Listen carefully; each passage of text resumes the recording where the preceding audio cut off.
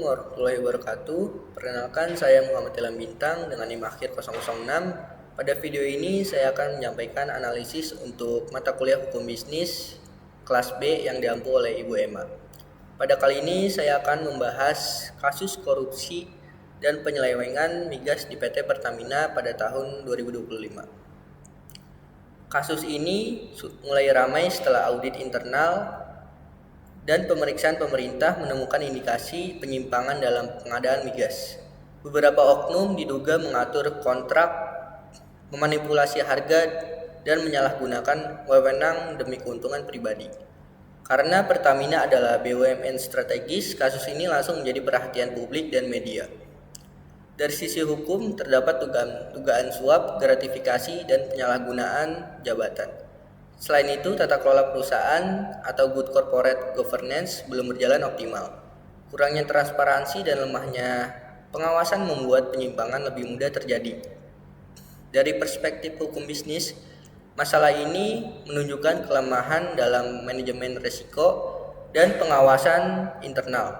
Proses pengadaan seharusnya transparan, namun celah dalam SOP memungkinkan fraud terjadi tanpa terdeteksi. Direksi memiliki kewajiban hukum untuk memastikan operasional perusahaan berjalan sesuai aturan.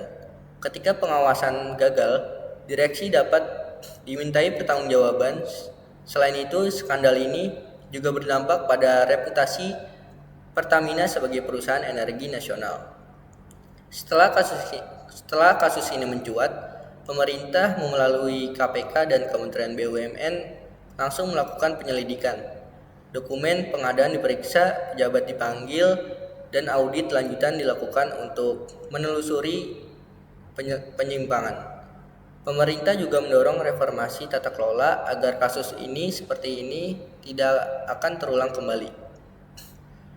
Jadi kesimpulannya, pada kasus Pertamina tahun 2025 menjadi pengingat bahwa tata kelola perusahaan yang lemah dapat membuka peluang terjadinya korupsi.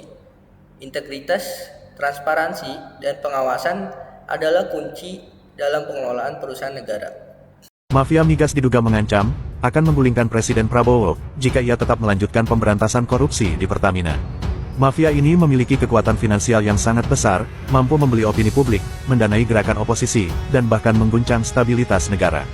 Presiden Prabowo yang dikenal sebagai pemimpin yang tegas dan tidak mudah diatur oleh oligarki, menjadi ancaman bagi mereka. Untuk menang dalam perang ini, Presiden Prabowo harus bertindak cerdas, dengan mengumpulkan bukti kuat, untuk menjerat para mafia migas secara hukum. Jika Presiden Prabowo berhasil menghukum semua para mafia migas ini, sektor energi Indonesia bisa lebih mandiri, harga BBM lebih stabil, dan uang negara tidak lagi dikorupsi. Oleh karena itu, peran rakyat sangat penting dalam mendukung langkah Presiden Prabowo untuk melawan mafia migas. Demikian analisis singkat ini. Terima kasih sudah menonton. Wassalamualaikum warahmatullahi wabarakatuh.